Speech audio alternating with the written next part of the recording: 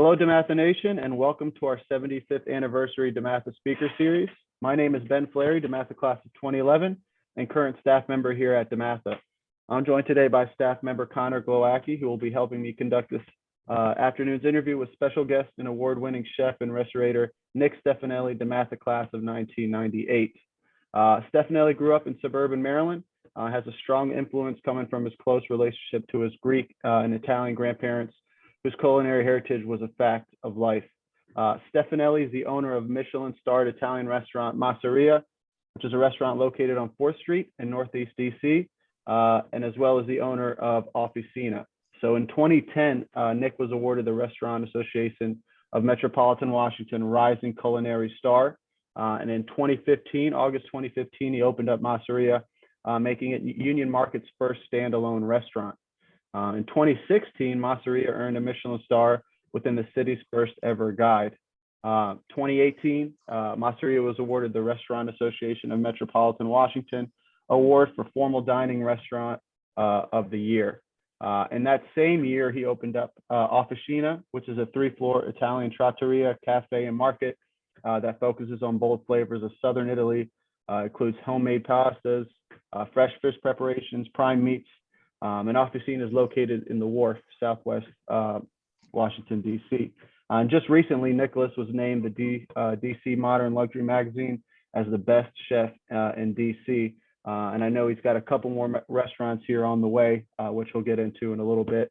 So with that, it's my pleasure and honor to introduce our special guest and fellow DeMatha alum, Mr. Nick Stefanelli. Nick, thank you so much for joining us today.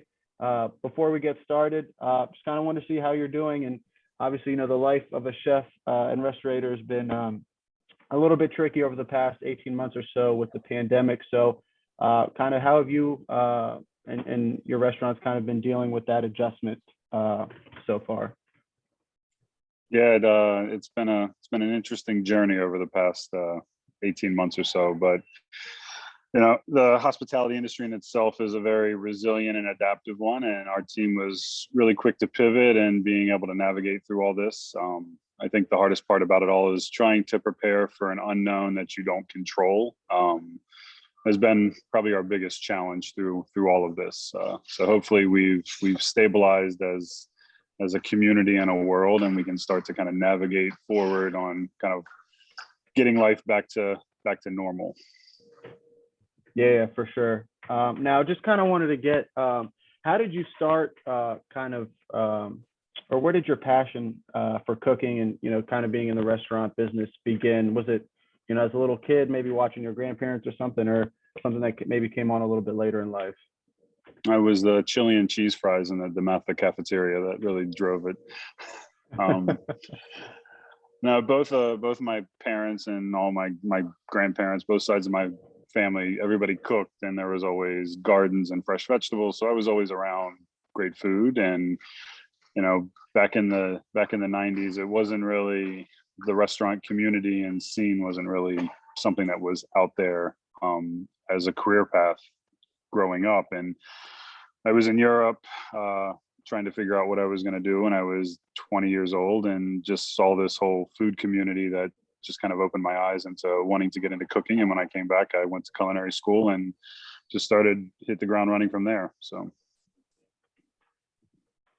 Yeah, Nick, thanks for joining us again today. So you mentioned a little bit what inspired you to kind of get into the restaurant business. I guess pre-COVID-19, what did a typical day like in one of your restaurants look like? Depending on what's going on, it's you know, I'm usually up at like 8 o'clock in the morning, and then we have calls with all of our teams trying to get everything on the right page. We were in the middle of building 2 projects, getting ready to finish one, which we're bringing online right now, and starting another construction project. And then there would be service happening depending, you know, if it's lunch, it's at the wharf, if it's dinner, it's everywhere. And we were positioning ourselves to grow as a company, building the infrastructure for that, just trying to work through kind of those growing pains of going from 1 restaurant to 2 to then 3, and just kind of learning as we go, navigating through that whole thing. Awesome. Thank you, Nick. So we'd like to open the floor now to the audience to ask Nick a few questions. If you do have a question, just you can write it in the chat bar, and then Connor or myself we'll call on you guys. You guys can ask Nick your question. So feel free to do that now. Nick, I just kind of wanted to, maybe talk a bit about your DeMatha days. Obviously, you graduated in 1998. So, any favorite teachers, favorite classes, kind of any cool memories that you have or stick out in your mind? Geology with Mr. Shaper. Father Damien was a pretty big force when I was at DeMatha. He was always great. Father Lawrence was my foreign language teacher at the time. Mr. Holsey in art. I gravitated a lot more towards the arts than I did towards a lot of other things, which I guess is kind of a telling sign of what happened. I took a mechanical drawing class at DeMatha, and I have no idea why I signed up for it. But fast forward 12 years later, it taught me how to read blueprints when I was building Masseria, my first restaurant. The architects were like, "How do you know how to do this?" And I was like, I took a class, and it's, the layering of education that I think you get without even knowing what it's going to do for you in the future was something that I really appreciate looking back on it now. Hey, Nick, for anyone who doesn't know, what type of cuisine do you specialize in? So I was classically trained in French, but because of my heritage being half Greek and half Italian, when I got out of culinary school, I went into Italian cooking. And now we have 2 Italian restaurants, and then we'll be opening Filotimo, which will be a Greek restaurant, to start kind of telling that other side of the story. And a lot of it for me is that historical piece of it, food and food migration, and how things have evolved from, the beginning of gastronomy and civilization to where things are today with modern technology and a world economy to, where is it going to go from here? So it's part of it's historical, part of it's family based, and then part of it is just kind of like the creativity piece of wanting to take on new challenges and research. So That's awesome. We'll get into that new restaurant in a second here, Nick. I want to call on Andrew Nugent. Andrew, class of 2011. If you want to unmute your mic and ask Nick your question. Yeah, Nick, one question I had was, I guess, what are some of your biggest challenges right now, whether it's an industry-specific challenge or maybe a challenge with a new venture that you have that you're kind of just running into roadblock with? So a couple of the challenges that we've been navigating kind of through the pandemic, funding was a big issue because banks didn't want to touch restaurants. So there's been some kind of creative ways to try to work through that. And I think one of the big things that not only we're dealing with in a restaurant, but in a hospitality industry as a whole, is there's a really big deficit in labor force right now. So we're in this kind of almost a crisis with getting our staffing levels back up to what they were pre-pandemic. And there's not really, we've held a couple roundtable discussions with a bunch of our peers and trying to figure out like what it is. And, there's not really something that's kind of pinpoint, stimulus, people getting out of the industry, people moving away. So we're kind of at this interesting crux of, how are we going to move this industry forward as we start to reopen and get back to normal business levels. Awesome. Thank you, Andrew. So Nick, kind of just getting back, I know you talked about you're opening 2 new restaurants. Any, kind of details you can give us, maybe location, kind of what you're going to specialize in food wise, if you could just maybe tell us a little bit about it. Yeah, so we have a cafe at 1615 L Street that is a spinoff of the Officina at the Wharf. So it's an all day breakfast, lunch, happy hour, early dinner, Monday through Friday. That we were building for downtown business that was getting ready to open when the pandemic shut the world down. So we never were able to bring this restaurant to life. So it's just been sitting, kind of waiting and waiting and waiting. So as now it's September, people are going to start returning back to work, getting back to office life and culture. We're going to bring that online. So we've been waiting to kind of do this. So this will be a fun place to salads, it's pastas, it's pastries, it's coffee, it's glasses of wine, happy hour. It's just kind of like an all day effortless place for you to just really kind of come and experience. And then Filotimo is the Greek restaurant that will be opening, and that's in the old Washington Post building at 15th and L, which is now the new headquarters of Fannie Mae, and that'll be opening somewhere in September. We're still dealing with some supply chain issues of getting deliveries and these pieces. And that's going to be the Greek restaurant that will be opening up. That'll start to tell the journey of food and wine through Greece, the regions and the islands, and all those small producers that we support. So. Well, Nick, that's really exciting. Congrats on these new restaurants opening for you. I know it's an exciting, busy time for you. We got a question here from Edgardo. So Edgardo, if you want to unmute your mic, you can ask Nick your question.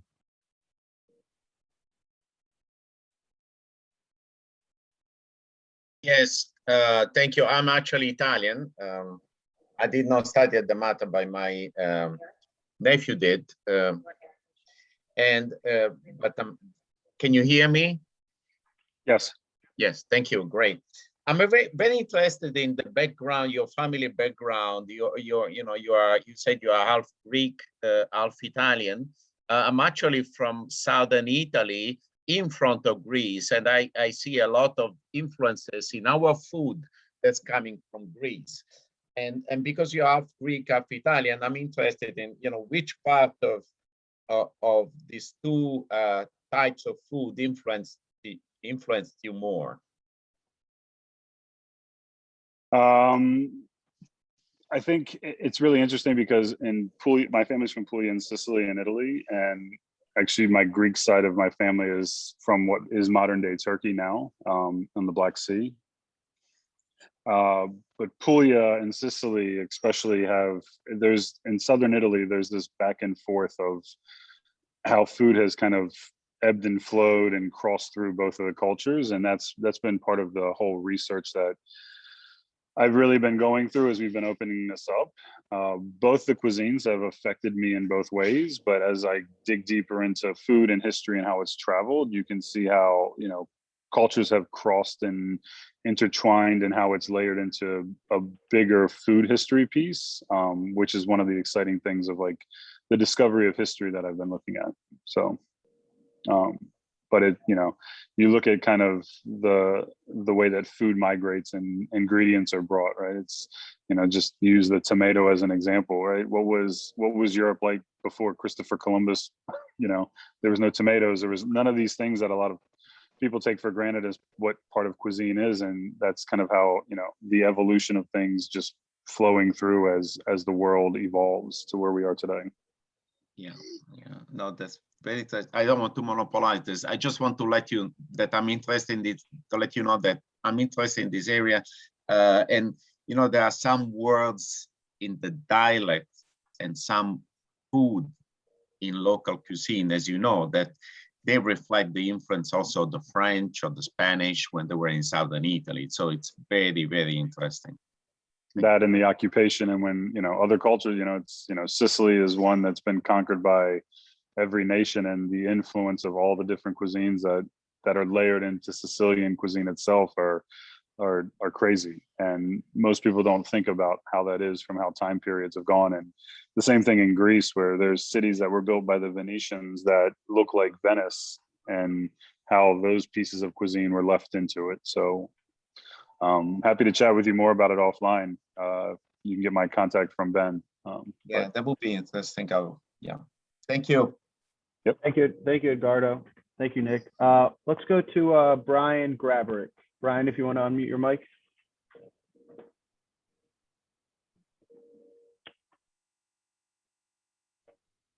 Brian Graberick. There we go. Sorry about that. There we go. Thanks a lot, Nick. Thanks. Appreciate your time. I work down in Solomons, Maryland, and I'm sure like you, we're experiencing supply and delivery challenges across the board. Just wondering if you have any great out-of-the-box ideas on how to deal with some of that stuff. as it comes across. And just curious if you did any sports at DeMatha. So the supply question, I wish I did, because it's an extremely frustrating time right now with everything from parts to fix a refrigerator to getting consistent deliveries. And, I think a lot of that has to deal with some of the same things that we're dealing with on the hospitality front, of kind of the frontline workers that are the producers and the drivers and the people to make things happen, is just in short supply right now. So it's kind of stressing everything out across all of the industries. So it's making it very difficult to kind of navigate. And as for sports, I played football, baseball, and wrestled. Obviously, being in the restaurant business, I know you don't have much time for that. Do you miss the sports? When the grass starts to get cut in the spring it's always a nostalgic trigger of baseball season. I don't miss two-a-days when it's 30 degrees outside, though. I can tell you that. Absolutely. Thank you very much. Yep. Hey, Brian, thanks for your question. Nick, we have a question from your former geology teacher, Bruce Shaper. So Bruce, go ahead. All right, Nick, I appreciate it. And so I find it really interesting that you're able to work on multiple restaurants at the same time. I mean, so sort of chicken and egg kind of thing here. Do you come up with the idea and then search out people that want to join and bring the whole thing to fruition? Or do you collaborate with peers and then come up with the idea and have them from the very beginning, or how's that work in your opinion, or has it been multiple different ways? So right now it's kind of like managing a beautiful disaster. But Masseria was kind of a career path, long-term goal that happened. So that was bringing my first restaurant that I wanted to do. And then, I think one of the things, touching back on like the sports question of, playing in a team sport and understanding how to like build those and lead and grow, was we went from one restaurant to two. So it was really about the people that were able to be relied on to run the day-to-day operations, as I stepped away from running just the one restaurant to then running two. And now I'm learning how to actually run a business as opposed to just run a kitchen. So this is like the next step function and challenge that I'm professionally going through. So all the concepts are conceptualized by me, and then as a team, as we're building our corporate infrastructure, like everything then starts to layer into the execution of how we're going to do it, and the pieces and the nuances and the things that bring kind of that whole thing to life. And then once it's up and running, it's never perfect. So you always want to leave that room to kind of have that ebb and flow, to let things kind of take their own course, and then being able to kind of like push them into the lane and then refine them and continue to move it forward. So Thanks. Thanks, Bruce. So Nick, got a question for you here. So let's just say, right, I'm going on a date, I'm going to Masseria. What should I get? Like, what's kind of your go-to, I don't know, kind of meal? I know Officina is more of a, cafe market style, but something on the menu. What's kind of your go-to, I guess, for Masseria? So Masseria's menu is set up as if you're coming into my home. So there is no menu. We have it's a tasting menu that goes through multiple courses, and we cook for each table. So depending, if your date might be vegetarian, we can work around dietary restrictions and things, but it's also about bringing the best ingredients that we have access to that day to the plate. So we're not constrained by kind of what's happening in the menu. We have kind of almost like in a musical performance, like there's like a set list of things that we have in the repertoire for that evening. And then depending on what happens with wine, if you're going with pairings or somebody gets a bottle, then we can kind of redirect and go through an experience that's very specific to each table in the restaurant that evening. Nick, are there any chefs in particular that you look up to or serve as a source of inspiration for your cooking and how you cook? When I was really young, kind of growing up, I worked with a lot of great people, and it was, you know, as a creative piece, like it was great to be in these atmospheres where like your peers were helping to drive you as well.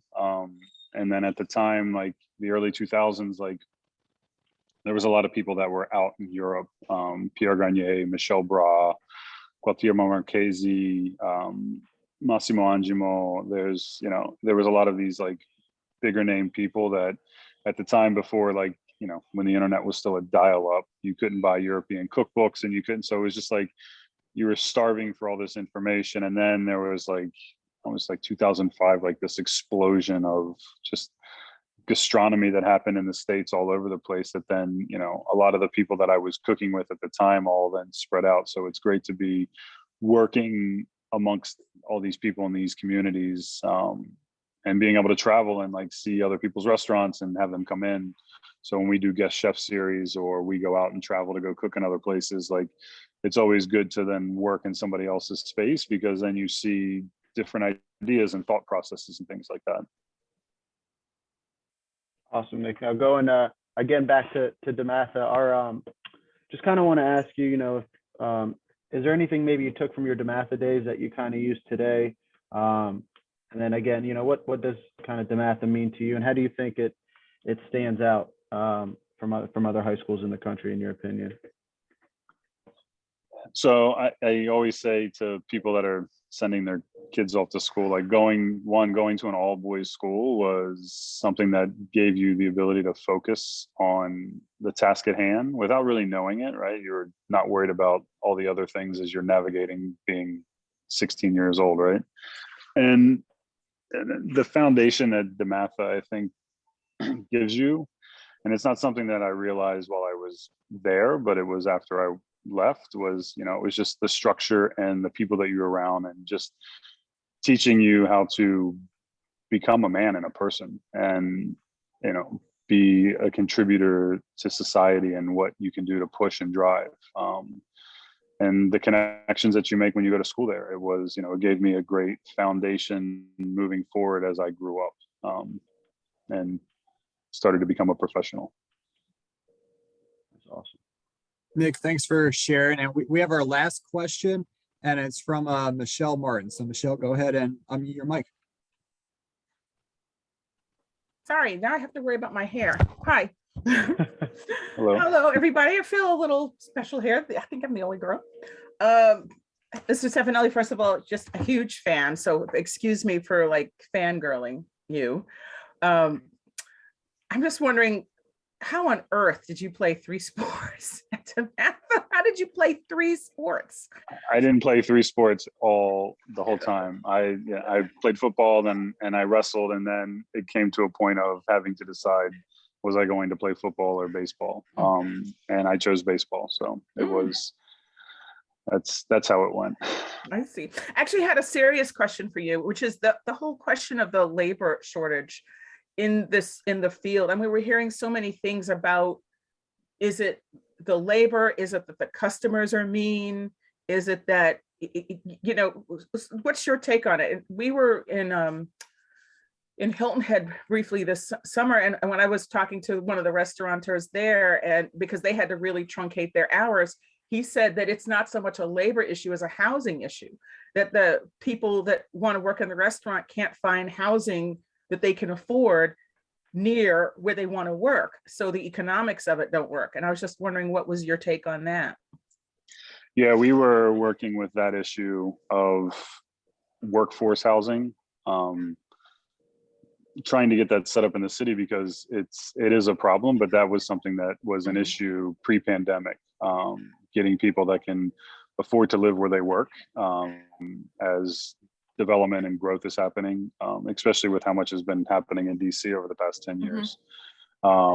It's priced a lot of that labor force out of the market. But then when the pandemic hit and people were forced to stop working in the hospitality industry, this is the thing that we've been trying to navigate, to understand, where it's, our kitchens are strong because they continued to work through as we went through and started delivery and takeout. the front of the house service teams really, you know, we tried to integrate them into what we were doing, but overall there wasn't the show that was happening. So the bars weren't open, the dining room floors weren't open. So there's this thing that kind of shifted, and the question is are people getting out of the industry? Is it a stimulus thing? Have people moved away? Have they moved back home? I don't know what the answer is. You know, we know that some of our team has kind of gone on to different career paths. And, you know, a lot of that happens sometimes generationally, as like a younger generation comes in, and as people get older, they're either moving up through the ranks into management, or they're, you know, depending on how it happens. We just don't have, right now we're dealing with a very young workforce that's coming in that doesn't have the built-in experience that kind of that generational trickle would then lead us to. So it's just really, you know, I'm not an economist, and I'm not like I can't, but it's just like the things that we're hearing, and there's a lot of layers to that onion, and it's not just one piece. So, you know, I think but it's all affecting it all at once, which is the problem. So. Thank you. Thank you, Ms. Martin, for your question. We actually, Nick, I promised last one. We got one more. Michael Way, if you want to go ahead. Hey, Nick, it is really great to see you up here, my What's going friend. I on? believe we were in class together in Mr. Photos's mechanical drawing and Yes, Father we were. Damien's religion class. And as I'm sitting here, I'm having flashbacks to Father Damien or Mr. Photos could give us a hard time just by saying our names a certain way. And we all seemed so nebulous back then, and who knew where we were going to end up. I would love to hear more about your origin story moment where you went from Mr. Stefanelli, you know, with that booming child of God voice, to executive chef of Masseria and Michelin star. And knowing your origin story, what do you look for when you're spotting new talent for your own kitchens? So yeah, after DeMatha, I tried to figure out where I was going to go in life and what was going to happen. And I was working in fashion and thought I was going to go into that industry. And that's when I went to Europe to go to school in Europe. And at that point, I saw this food culture, and that's where things kind of gave me that moment that I went to culinary school and then just started on that journey and never really looked back. And it was, you know, there was a passion that just, it kind of felt right as I navigated through it, and timing was good as kind of America was recognizing restaurants and being out and eating and being more social in those environments. So as we are building our teams, it's, you know, especially even more so right now, it's as we have to teach, it's finding people that have that want and drive. It's not necessarily, do you check all the boxes from a work experience? Is, do you have that ability to nurture and care and take care of people and want to go that kind of extra mile? Because we can teach you and show you and kind of refine you into what we can take you through as a path and a journey from a career standpoint. That's awesome. Awesome. Good to Thank see you. Good to see you, man. Proud of you, bro. Thank you, Michael. And that we'll conclude our afternoon with Nick. Nick, thank you so much for joining us, and everyone else for your terrific questions.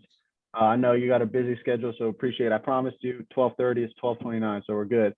But make sure, guys, everyone, yeah, go check out Masseria Officina. Masseria is located 4th Street, Northeast DC, and Officina is in the Wharf, Southwest Washington, DC. So make sure you support your local businesses, check them out.